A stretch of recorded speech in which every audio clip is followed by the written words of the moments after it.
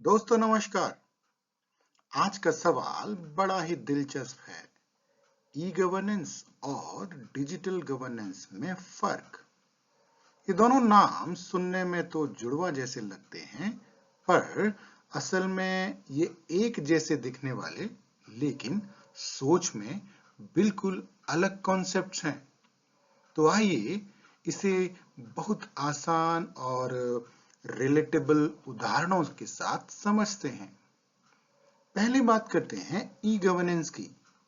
जरा सोचिए 15 साल पहले की बात, जब सरकार ने पहली बार कंप्यूटर के जरिए लोगों तक सेवाएं पहुंचाना शुरू किया था, जैसे ऑनलाइन जन्म प्रमाण पत्र, ऑनलाइन बिजली का बिल भरना या ऑनलाइन रेल टिकट आदि बुक करना।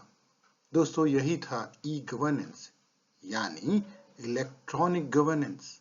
सरकारी कामों को कंप्यूटर और इंटरनेट के जरिए ज्यादा तेज, आसान और पारदर्शी बनाना। कुछ और उदाहरण लें तो पासपोर्ट सेवा केंद्र, आईआरसीटीसी की वेबसाइट या ऑनलाइन इनकम टैक्स फाइलिंग आदि आदि, ये सब ई गवर्नेंस के शानदार उदाहरण हैं।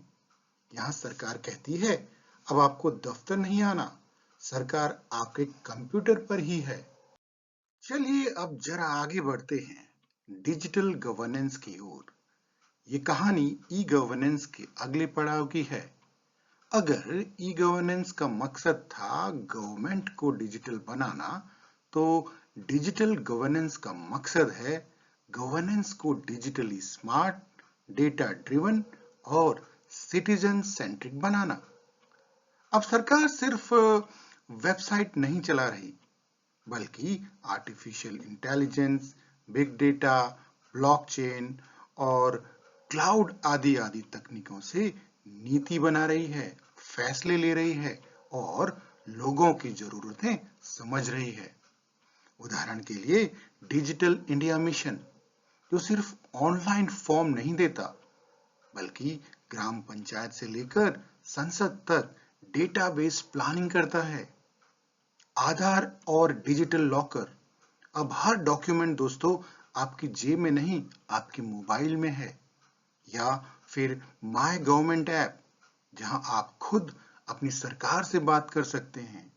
यही है डिजिटल गवर्नेंस, जहां सरकार केवल ईमेल नहीं भेजती, बल्कि डिजिटल टूल से सोचती है, सुनती है और स्वयं में सुधार लाती है। तो दोस्तों जहां ई गवर्नेंस कहता था ऑनलाइन आवेदन करिए, वहीं डिजिटल गवर्नेंस कहता है एआई से आपका आवेदन खुद पढ़ लिया गया है और आपको तुरंत जवाब भी भेज दिया गया है। यानी दोस्तों अब सरकार सिर्फ तकनीक इस्तेमाल नहीं कर रही, बल्कि तकनीक के साथ जी रही है, सोच रही है और सीख भी रही है। तो दोस्तों जब भी अगली बार आप सुने डिजिटल गवर्नेंस, तो समझिए ये ई गवर्नेंस का मॉडर्न, इवॉल्व्ड और इंटेलिजेंट रूप है, जहां टेक्नोलॉजी अब एक टूल नहीं, गवर्नेंस की आत्मा बन चुकी है।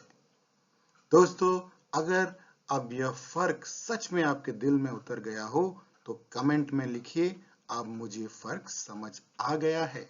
और हाँ, ऐसे ही और जमीन से जुड़े फर्कों को समझने और जानने के लिए हमारे चैनल को सब्सक्राइब करना ना भूलिए। तब तक के लिए नमस्कार, जय हिंद।